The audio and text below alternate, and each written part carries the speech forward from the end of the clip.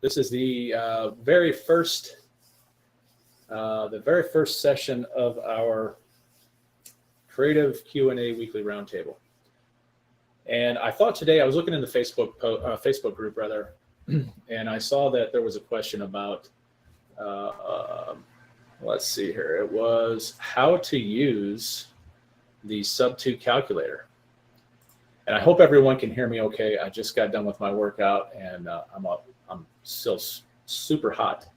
So I've got a fan going in here. I hope I'm not making a mistake by having that going. Anyway, I hope you can hear me. What I want to do today is I want to address this question that came up in the Facebook group. And that question was, how do we use the Subject2 calculator, the Sub2 calculator? First of all, if you have not downloaded that calculator, you can jump back into the private community, and there is a link down on the, let's see here, if you're looking this way, I think it's down here in this corner. I hope I pointed to the right corner, but there's a link to the Sub2 calculator. Just go in there, ethical bribe, shoot me your email address, and we'll send you the link to that to download that calculator if you don't have it already. But the Sub2 calculator has been really, it's been something that has been kind of, it's just an Excel spreadsheet, first of all, but it has been kind of in development, if you could say. I'm not a developer, but it's been in development for several years now. And you can use the Sub2 calculator basically for two different functions, and it's all about seller financing. So when you buy on the acquisition side, it is all about the, buying on seller financing or some sort of seller financing on the acquisition side. Now we seller finance on the disposition side as well for a lot of our deals, but this and the calculator does address that, but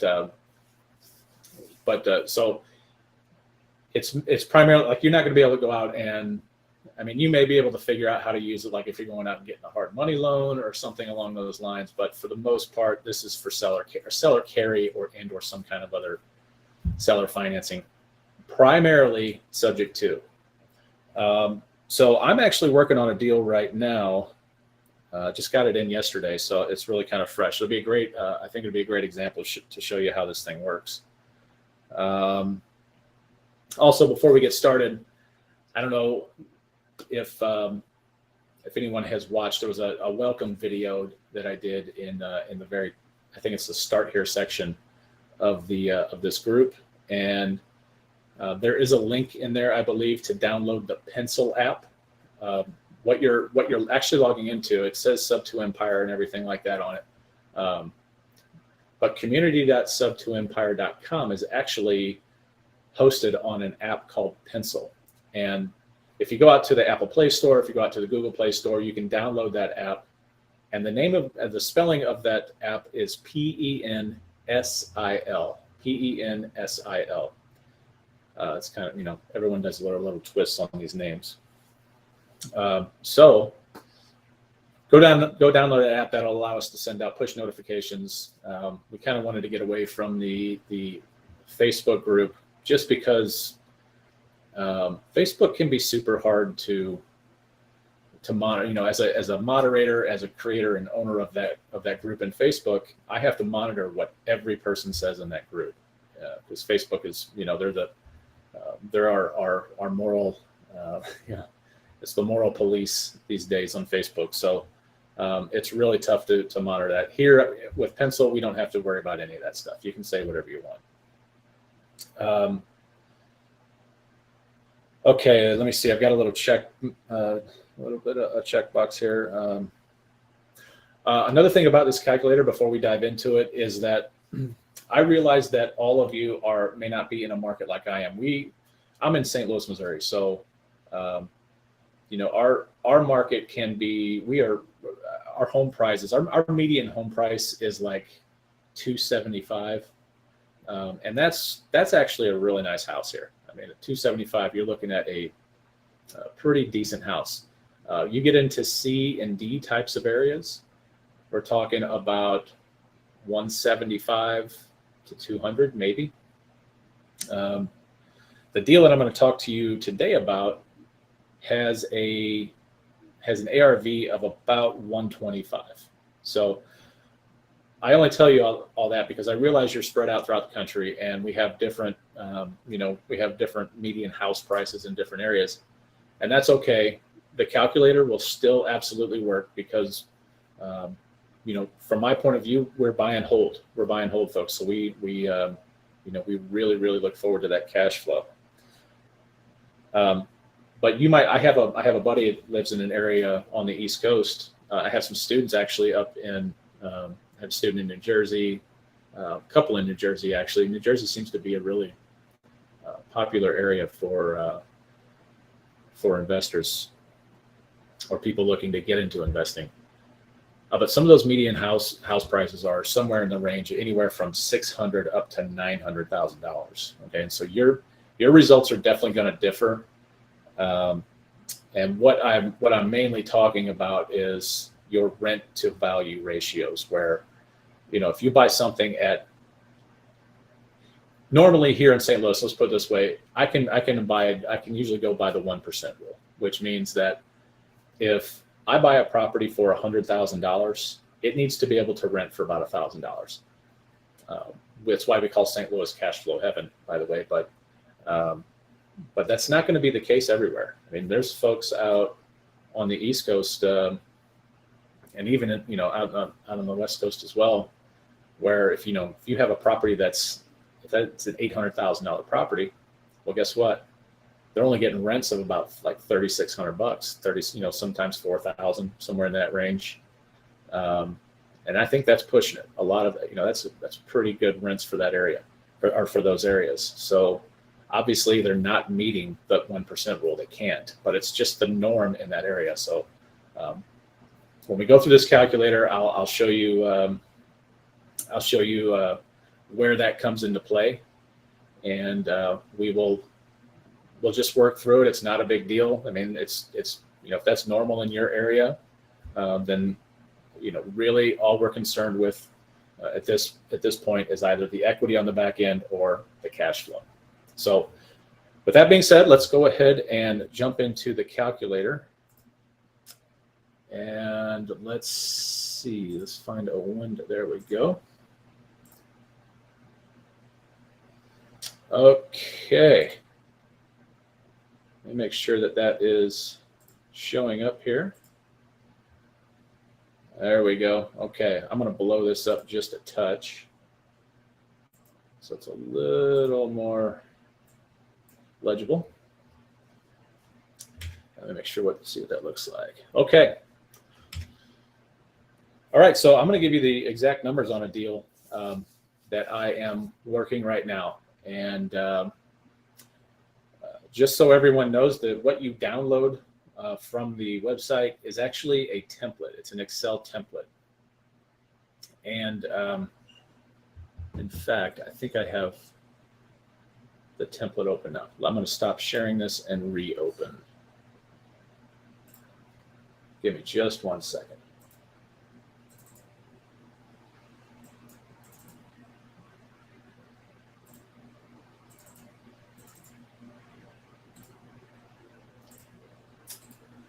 Let's see, let's do new. Okay, well, let's share this now.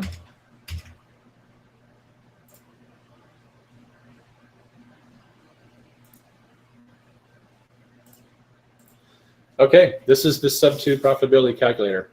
This probably could be relabeled. Again, let me make sure that we've got a good view. Okay, I think everybody can see that. So the Sub-2 profitability calculator, essentially what we have is, let me move this out of the way.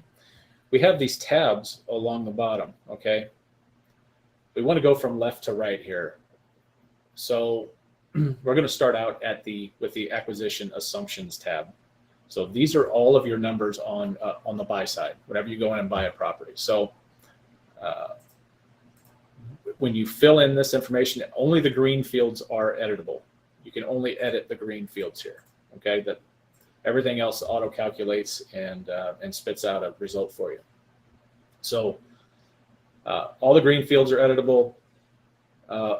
And basically, once these are filled in, they're going to be copied over to, you're going to be able to see that on every one of these tabs. You're going to see those same numbers at every one of these tabs at the top under this acquisition section. Okay, so so let's just go ahead and jump in, and then I'll explain what the rest of these other two tabs, owner finance buyer amortization schedule and your profit schedule. So let's go ahead and jump into the acquisition side of it.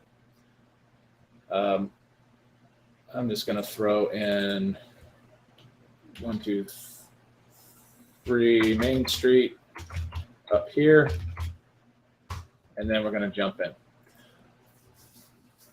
All right, so you get a property, comes across your desk, you're going to go out. These are the numbers that we need. Now everything that's green in this calculator has to be completed. It has to have some value to it. So don't forget that. Don't leave anything. If it's 0, then put in the number 0. Okay, don't leave anything blank. So this property, 123 Main Street that I'm working on right now, it has an after repaired value of about $125,000. Okay. Then we jump down to fair market value. Well, fair market value is a little bit different figure, and the way that we calculate that is essentially it's going to be what's our ARV today minus any repairs. Okay, so no other fees, no other there's no wholesale fees included in this, none of that stuff.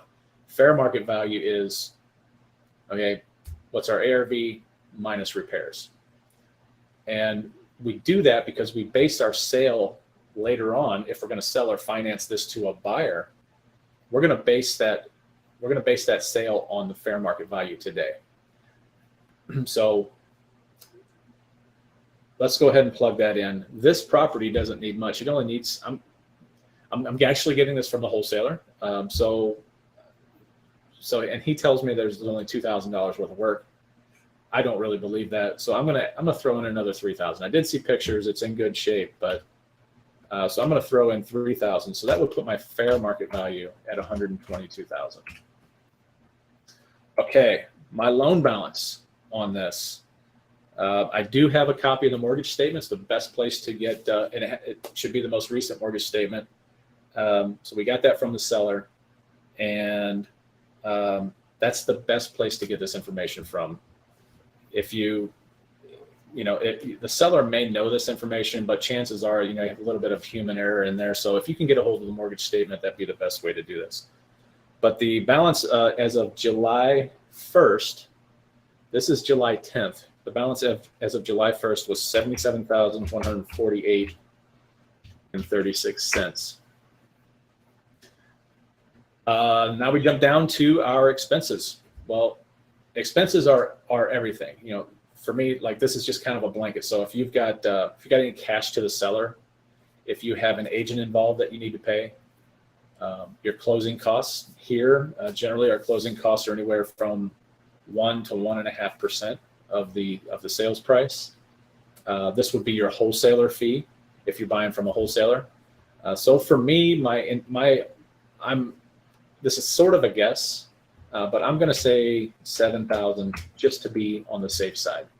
I know that my seller is looking for $3,000 to $5,000, what I call walking money, and of course we're going to try and get that as low as we can, but also make them comfortable. So I'm going to say $3,000, and I would like to give the wholesaler this is a deal that the wholesaler probably. Well, no, he could have made some money off this because there's quite a bit of equity in this, but it's subject to. And so the thing with this wholesaler is he really wants to learn the ropes subject to. So I'm looking probably at about $4,000 to give to him. So I'm going to say $7,000 is pretty is probably where I need to be. Now this property, these expenses do not include repairs. You'll notice that repairs here is a separate item because that actually goes in and makes a calculation in our in some of our other tabs. So we have repairs separated out here. Repairs, I'm going to say 3,000. Well, I have to say 3,000 because that is the difference between my after repaired value and my fair market value. So it needs 3,000 in repairs. This loan is actually current. So essentially there are no reinstatement fees for this loan, which I do run into every so often. Most of what we get, there's usually some kind of arrears or, making up a couple of payments or something like that. And now this is on a subject to deal, by the way. This deal for me is a subject to deal. So there are no reinstatement fees. There's no reinstatement amount here. So I'm going to put 0. The original underlying loan amount, I have to look that up. Give me 1 second. I'm not sure if this one's going to tell me. Some statements tell you, some of them don't. Let's see. It does not here. So what I'm going to do is I'm going to stop sharing my screen for a second, come back to you, and then I'm going to share. Let me pull this up.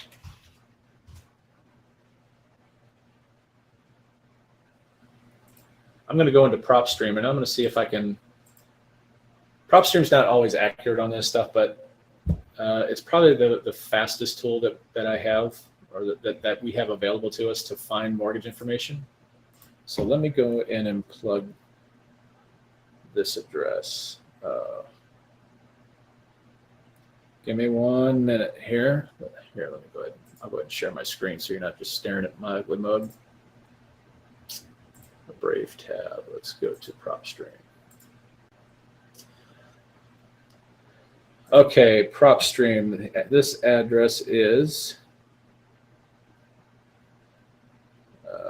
1463 Wide Fields Lane. There it is. All right, so then I'm going to pull up the details.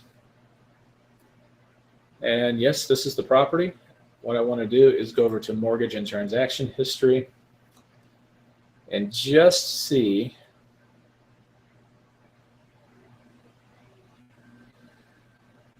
it looks like in 2010, well, that just doesn't seem right.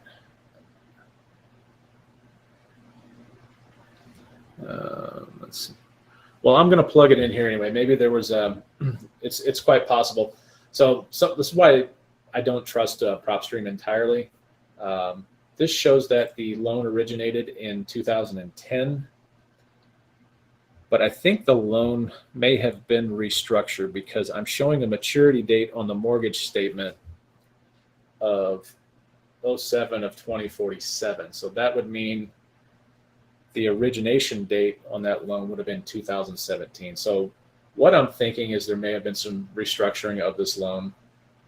I don't know, but the original underlying mortgage is located right here, and that was 85,000. So I'm going to go ahead and plug that in there. I don't necessarily know that this is going to be correct.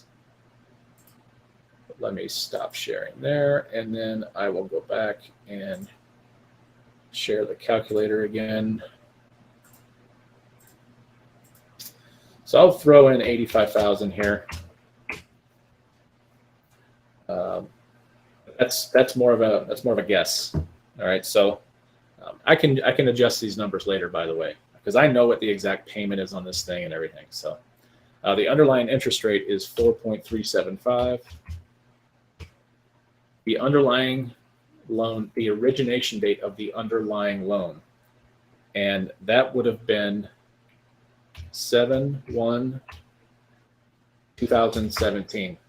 Now I know that's not what PropStream showed, but I have a mortgage statement that this wholesaler texted to me, and it shows a maturity date of July 2047. And I'm going to assume, since 99% of all loans are 30-year amortizations, I'm going to assume that if we have a maturity date of 2047, that we have a new loan origination date of 2017. Okay, so I'm not following what PropStream says here. I'm going off of the latest mortgage statement, which is a better way to do it anyway. The underlying note in terms, how many years years are on the term, and that's a 30-year note. It's a 30-year amortization. Okay, so let me just verify some numbers here real fast. This is why having a mortgage statement is so much better. See, this is pretty far off. Let's see here. I got to play with some numbers here. My principal payment, according to the mortgage statement,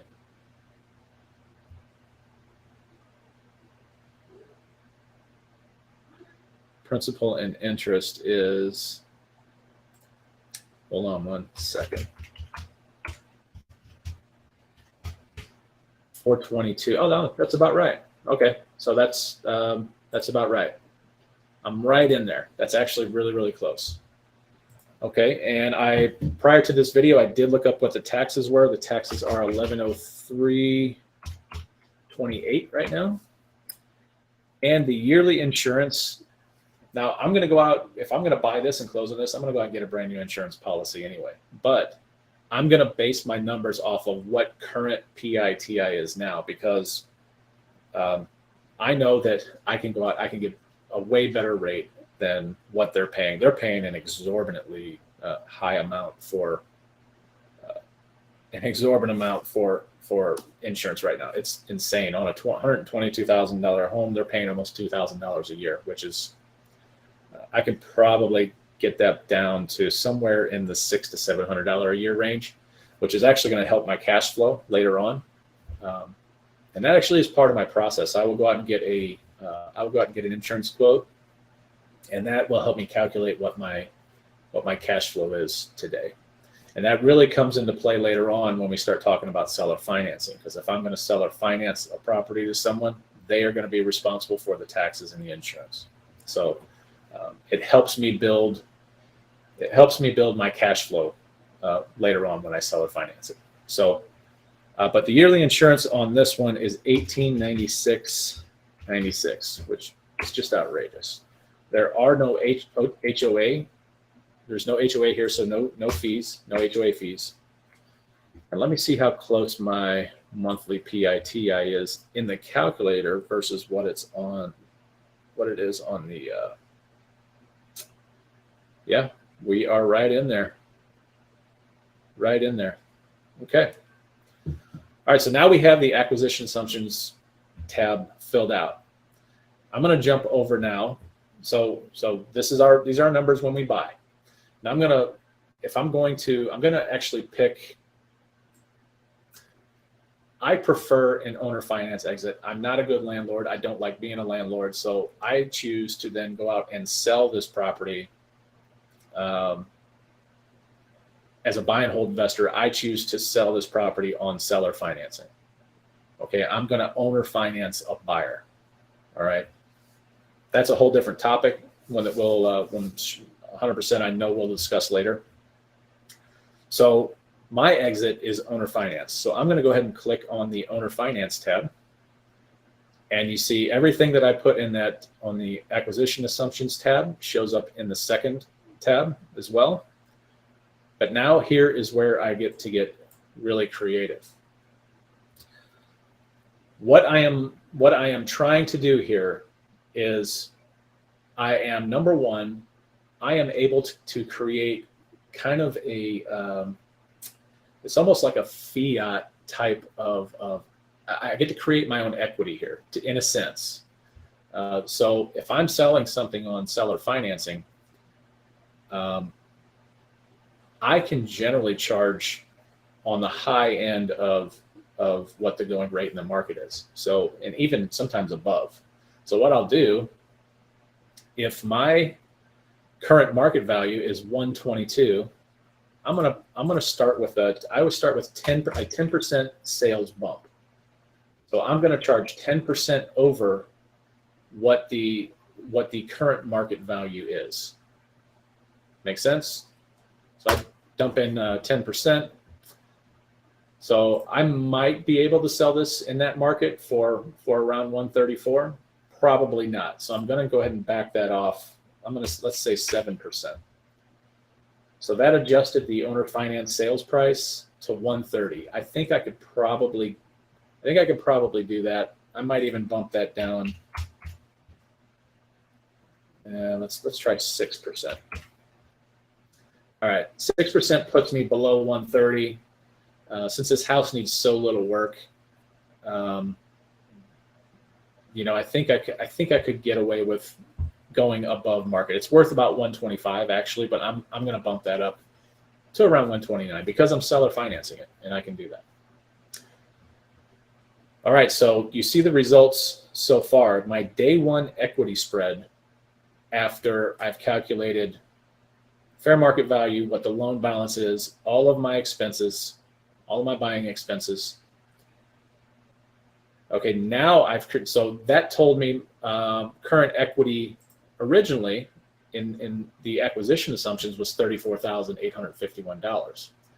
But since I was able to bump that price up 6%, that increased my owner finance sales price, which also increased my equity in the deal. So now I'm looking at a day one equity spread of $42,171. All right. So if I'm going to sell this thing on seller financing, it's just like it is actually by IRS standards, it's called an installment sale. So I get to actually collect down payment if I choose. All right, and I like to start everything around 10%. You really need to gauge this number based off of the area. Like the median income is kind of what I like to gauge it off of. And I know in this particular area, $12,000 is probably totally doable. I could probably get a little bit more out of that, maybe 15. I'm going to leave it at a 10% down payment. All right, now this down payment is based upon obviously this owner finance sales price. Can you see this? I hope you guys can see this. Let me blow this up a little bit more. Hope that's better. Okay, so I've bumped it up 6%. New owner finance sales price. My day one equity spread. What happened to my equity spread here?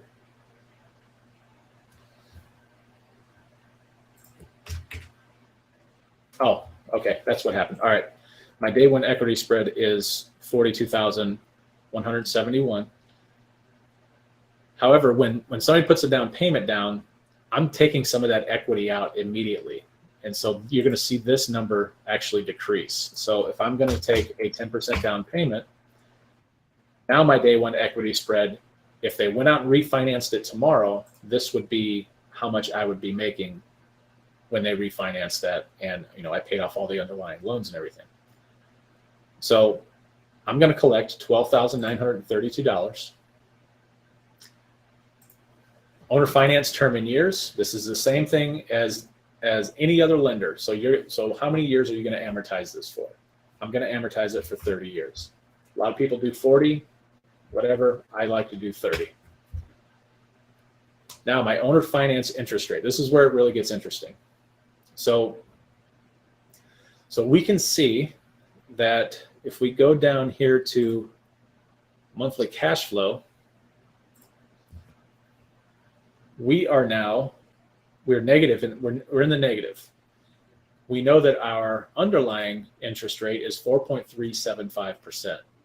So what we're going to do is all we're doing is arbitraging interest rates here. So what we want to do is we want to bump that interest rate up so that we get the cash flow that we're looking for out of this deal. So I'm going to say, let's just say 7% for right now. Okay. At 7%, by the way, there is something called usury laws in every state. Every state has them, or at least they have them defined. A lot of states there's no limit. In Missouri, I'm in St. Louis. If if I'm going to sell or finance someone, I can't go any higher than 10%. There's risk there. It's codified. It's against the law to go above 10% in my state. You're going to need to find out what that is in your state, and stick to that. Otherwise, you can get yourself into some trouble. I am well within the boundaries of the law here, so I'm going to stick at 7%. So what I've done, I've created a spread based upon the interest rates. So this underlying interest rate, 4.375, I am charging 7. So I'm going to take that additional 3.375, and that is how I'm going to adjust that to create the spread that I want, the monthly cash flow that I want. And so now we can see that monthly cash flow has jumped up to $350 a month. Well, $350 happens to be my minimum cash flow on any deal that I want to do.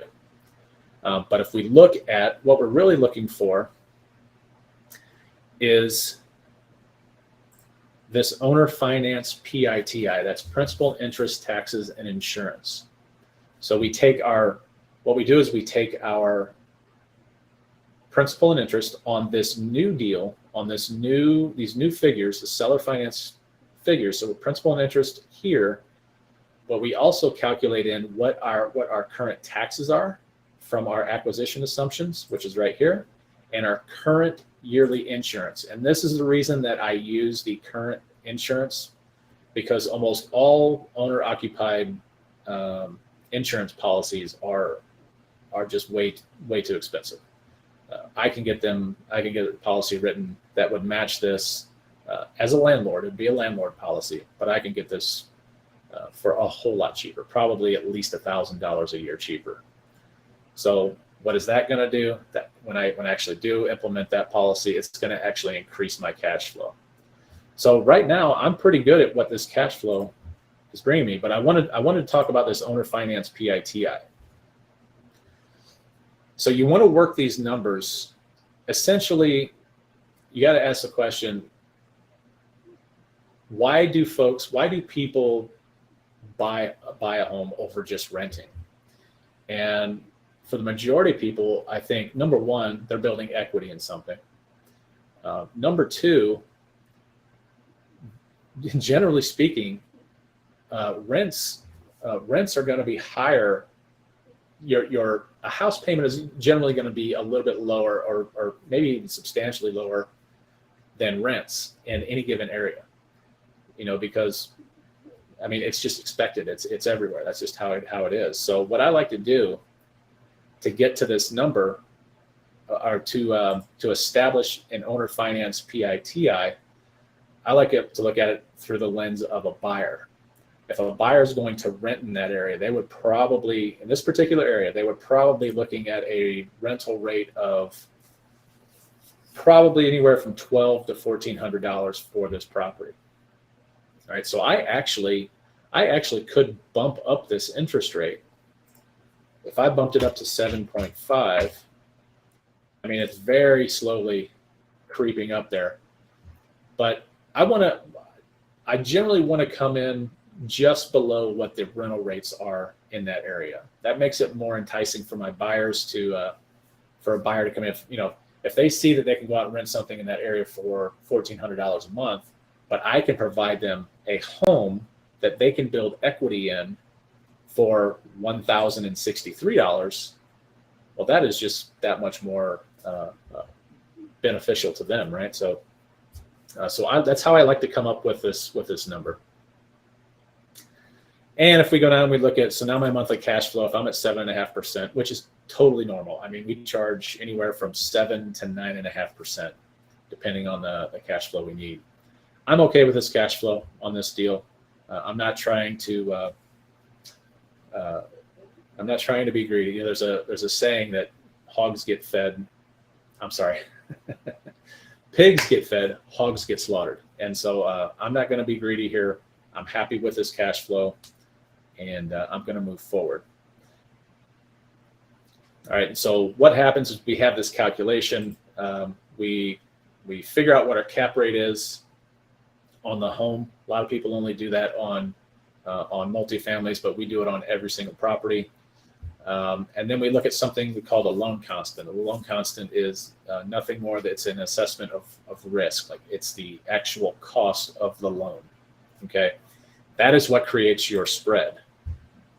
And in this case, we have a spread of 4.6%, which is fantastic. This would be like that rent to value ratio.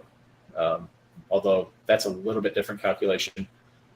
This is how we create the spread between our underlying loan that we're taking over and the current value cap rate of the property. And so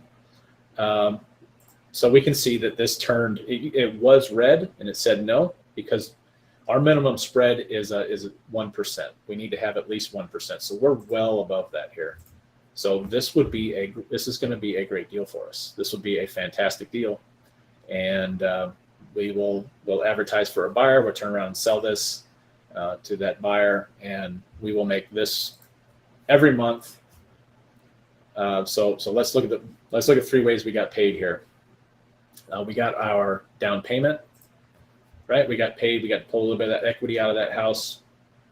We are going to have our monthly cash flow. And then also when they do refi us out, I'll show you this later, but if they refied, because obviously they're going to be paying this down, but if they refi the day after we sold this to them, that's the check that I would walk away with once they refi. So this is a very good deal for us. Let's jump over to the lease options. If you do lease options, I got to blow this up as well. Same sort of deal, but you're a little more limited. So again, our acquisition assumptions transferred over to this tab. So our monthly rent, let's say our monthly rent there is $1,400. We're going to do a lease term for 24 months. We're going to do a repair allowance of probably 6%, because what we see with rentals is anywhere from a 5 to 7%. 5 to 7% of the monthly rental rate is what we tuck away for repairs. So I'm going to keep it at 6%. If there are any utilities that you pay, you can plug that in here. There wouldn't be for me. The negotiated sales price. Now, this is the sales price that you have negotiated. If this is a lease option, you're going to have a separate agreement for your lease that you will for the option. But you negotiate that sales price up front on that option contract. So the negotiated sales price, let's say in 2 years, our current fair market value is 122. Let's say in 2 years, we want to sell that for, I don't know, let's say it's 130. All right, so that's our future sales price that we've negotiated today. Our option fee, this is going to be when somebody signs an option contract, they generally give you an upfront payment. Anywhere it can range anywhere from $3,000 to $10,000. I'm going to say in this particular area that I'm dealing with, we're probably looking at more like $3,500. That would be the option fee. Now this is controversial. I probably is going to come out of this calculator eventually. But a lot of you right now are doing a percentage. You may apply a percentage of the option fee to the sales price. So let's say that this option fee was, if it's $3,500, what percentage of that option fee are you applying towards this sales price? So what percentage of $3,500 is going to reflect in the final sales price, or what they're going to owe when they actually close on it? I hope I'm making sense there. So I want to put in 50%. Actually, you know what? I'm going to do 0. I don't recommend you do this, because there is there can be problems with litigation because some judges will look at this, or some municipalities, counties, wherever you're at, might look at this option fee as an equity building type of fee. If that's the case, then you're in for a whole different set of litigation. And really, it all depends upon how your option is worded versus your lease. If those two reference one another in any way, you can forget about it. I mean, I just would not reference, I wouldn't commingle, I wouldn't tie those two documents together. They have to be separate and they cannot reference one another. Because you can go out and buy an option contract very easily without leasing a property, you know, and that would not be considered an equity building activity. But if you are, this would sort of look as like kind of like a down payment is what it would look like. So we don't do that. I'm going to leave it at 0. You have an option to. Some people will apply a percentage. Some people will apply just a flat out monetary portion of that sales price. I'm sorry, of that option fee to the sales price. So I'm going to do 0 here as well. Monthly portion of the rent that's applied to the purchase. Again, I don't recommend this, but you can say, let's say the rent is $1,400, but if they make timely payments, you might apply, I don't know, $100 per month towards the final sales price. So you would deduct from the final sales price $100 per month for 24 months of timely payments. So you would deduct, you would be deducting $2,400 from this $130. I don't recommend you do it. It could be looked as an equity building activity, so we don't do it. But it's here if you do that now. So I'm going to make that 0. Property management expenses, those are always right around 8 to 10%. So there's that. So we've got all of the green filled out. Let's go down and take a look at our numbers. Our total front end cash requirement is $10,000. So that is going to be our repairs and our expenses. And so you will have to come up with this $10,000. That's what you're going to have tied into this deal. Remember, with the seller finance option, we got $12,000 up front. So we actually made money on the sale right up front. Okay. So we might have had to put in $10,000 for repairs and expenses, but we also took a $12,000 down payment. So that pays us back. We actually got paid to take this deal. All right. So, but nevertheless, if you're willing to put $10,000 into a deal, then actually, you know what, this figure, now that I'm looking at it, is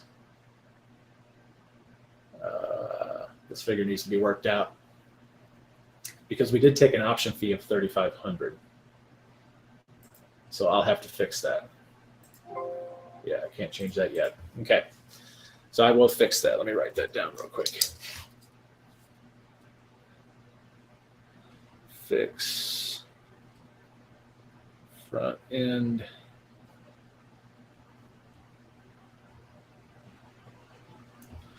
to reflect and deduct option fee. Okay. All right. So that does need to be fixed. All right. Our reserve requirement. Reserves for us, we have reserves on the owner finance exit, and we also have reserves for our lease option exit. All right. So reserves are usually, we like to do 3 to 6 months. Here we have it calculated to do 6 months worth of the underlying payment. So the underlying payment is $674. We multiply that by 6. D35.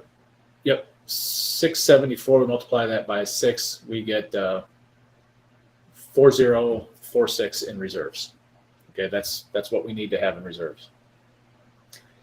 Our front end cash intake, we are down. It says negative 65.45, but we did not, remember, this calculation is based upon based upon this front-end cash requirement minus this option fee, which is not working. So this will actually look like about $3,000 in the negative for front-end cash intake. Our total back-end profit, since we're not taking a down payment, our total back-end profit, if let's say, you know, that person signed that option contract, right? You know, they can have the option to purchase that property at any point from the time they sign that option fee up to when that option expires, which is, it's going to coincide basically with the lease. So it'll probably be a 24-month option. But if they bought it on day one, they turned around and bought that property on day one, this will be the check that you walk away with from the title company. My monthly expenses, that's a combination of all of these other utilities paid by you, your property management expenses, all that good stuff. This is your monthly cash flow. Now, this looks great. You've got this $502 monthly cash flow. But remember, you've got $10,000, or you have some money in the deal. This is not correct because we got to deduct the $3,500 from that, but you still have money in the deal. But that's great cash flow. That's really great cash flow. This is the number of months before you break even. What that means is how much money you have in the deal divided by what your monthly cash flow is. So in 13 months at $502 per month, you will break even from the money that you have in currently in the deal. That makes a cash on cash return of 60.19%. And so this is a really, really screaming deal. It'd be a good deal for a lease option. I wouldn't be afraid to do it. I don't particularly, I don't do lease options because I still think it still feels like I'm a landlord. So I don't care for it. Then we jump over to our rental exit. I'm gonna try and breeze through this one. I know this is getting kind of long, but monthly rent, we're gonna go $1,400. Again, everything's been transferred over. The security deposit, if you charge first and last month's rent, it might be $2,800. Lease term might be, let's say, 12 months for just a regular rental. Repair allowance, again, is going to be 6%. You're paying trash and water, you know, that might be, and maybe sewer, trash, water, and sewer, that might be $100 a month. And then property management, say 10% again. This would be your reserve requirement, front-end cash intake, total front-end cash requirement, total monthly intake. That is going to be your rent minus all of your expenses. So that's $1,260. Your monthly expenses, just showing what your monthly expenses are, the $324 a month. Total monthly cash flow is $401. 14 months to break even, 48% cash on cash return. Because remember, you don't have a whole lot of cash into this deal. Okay, so again, this is another screamer of a deal. I honestly wouldn't worry about this. This spread is, you got a 12% spread, so you're way. I mean, you've got a really, really good deal on your hands. And then for giggles, for all you flippers out there, let's go ahead and jump into this one. So we're on the flip exit. I don't know why that says, I don't know who plugged that in there. Maybe that was in there prior. So our purchase price is going to be, actually this can be auto-calculated. This would be whatever your negotiated purchase price is. So for us, if we're we're taking over a loan at 77 plus our expenses. Let me do some quick math here. 77, 148, 36 plus 7,000. We're buying this for 84,148. 84,148.36. We look at our, these numbers are off. These are off. What in the world is going on here? Guys, I got to go through this. These numbers, I think these cells have been moved around. So I will, I'm not going to continue on the flip exit one, on the flip exit tab. So I don't want to confuse anybody. And I certainly don't want to have to take the time to, while we're on this video, to fix this, but I'm going to skip the flip exit one. You probably have a separate tool outside of this to figure out what that is anyway, but I will get this fixed and get it out there. So let's jump over to the OF here stands for Owner Finance Amortization Schedule. Let me blow this up. So when you double click on the on this template, it's going to open up a brand new spreadsheet for you for every deal that you do. So this is a really convenient way for you to keep track of, let's say next year you have to, if you're going to sell or finance something, you're going to have to send out a 1098. A 1098 shows the interest that was paid on a particular loan. So that is something that you need to keep in mind. You will have to do that every year because your seller finance buyer is going to be able to depreciate this property. They own it. They can sell it. They can depreciate the asset on their taxes. They can, they experience depreciation. They have all the benefits of home ownership. So essentially what this amortization schedule is going to allow you to do, and this needs to be, we can see that this is locked down, but essentially we're going to take the principal, the term, all of this is just transferred over from this tab. You can see the principal amount was $116,388. If I hover over this, you can see that's there, but it's just the cells squished a little too much. Our term is 30 years. If you want to do a balloon loan, this is where you're going to plug this in here. If you're not going to do a balloon term, then you're just going to plug in the same number of years that you're financing it for. So if I don't want a balloon loan, if this is not going to be a balloon loan, I'm going to plug that in to match the term. Okay. But if I want this paid off in 7 years, then I am going to plug in 7 years right here. It's going to update this entire amortization schedule. I'm not going to do a balloon loan here. I'm going to give them 30 years. Again, my interest rate has transferred over here from my seller finance tab. And here we put in when our first payment date is. It's today is July 10th. I'm going to plug in August 1st. So 8/1/2022. You see this entire column has now updated. And then if we look over here, we look at this just converts these years into months. This is our monthly rate of interest. This is actually, I think that number is not quite correct, but it is correct. It is correct. This would be 6.2. This would be 0.625% per month. That's the monthly rate of interest. So we take our 7.5%, we divide that by 12. So it'd be 0.075 divided by 12. And this is what we come up with. This makes their monthly payment of $813.80. This is combined principal and interest. This is the maturity date of their loan. If this was a 7-year balloon, you would see that changes to 2029. But since I'm making a 30-year, we're gonna stick that. It goes to 2052. So essentially,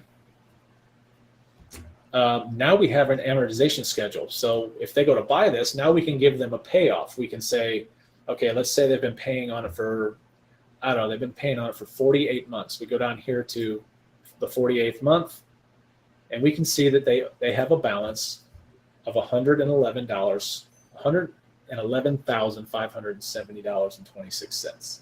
That is their payoff to us. Okay. If we change this balloon term, let's take it back to 7. This balloon date now changes to 8/1/2029. So now what we're going to do is we're going to look at the date column here. We're going to go to 2029, and we can see that 8/1 is highlighted in blue. So we just look over here to our amortization, our balance due on our amortization table. We can see that they owe us now $106,738. So if they went the term of this balloon loan, they have to pay this off August 1st, 2029. This is the amount that they owe. Okay, pretty simple. So now let's jump to what really matters, and that is our profit. Let me go ahead and blow this up a little bit more.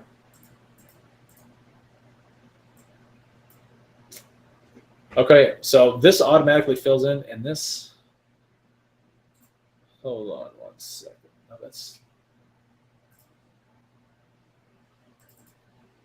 the sheet is not protected.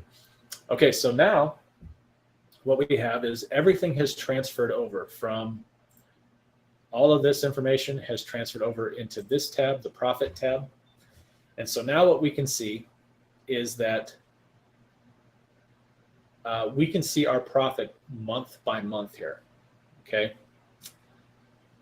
So what we're saying is that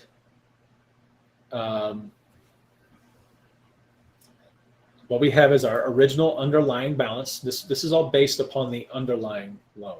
Okay, so we owe right now $77,148 on the loan that we took subject to. This is our principal, or this is our payment. This is our interest on that. This is our principal. This is our ending balance. So once we make this payment, this is our new balance, right? This is our profit if the seller, this is our profit without cash flow. So if our seller went ahead and bought this property on 8/1, this is what our profit would be. All right, our total profit. This column includes, this also adds, this is your cash flow and the profit if the seller refis. So we take our monthly cash flow, which is $389. Take our monthly cash flow, we add it to our current profit, and this just accumulates over the period of the loan. Okay, so if we get down, if they went this entire 30-year term, if we went the entire 30-year term, you can see what our accumulated profit is until they pay it off. If they went to 2047, which is right here, our profit during the term of their loan would have been $157,478.69. Our accumulated cash flow is $116,043. So once they pay that off, obviously it's pure profit from there, and yeah, those numbers are very, very impressive. So that is really it. This whole thing was just designed, like these last two tabs are really there for the owner finance exit. Okay, so obviously if you're going to do a lease option, you either, I think they say right around 20% of all lease options, people with option contracts on properties, only about 20% of those actually convert. They actually buy. And I found that to be true. I used to do lease options quite a bit, but yeah, that's really it. Essentially, that is the subject to profitability calculator. Let me see real quick. All right, so I think that's going to be it for this Q&A.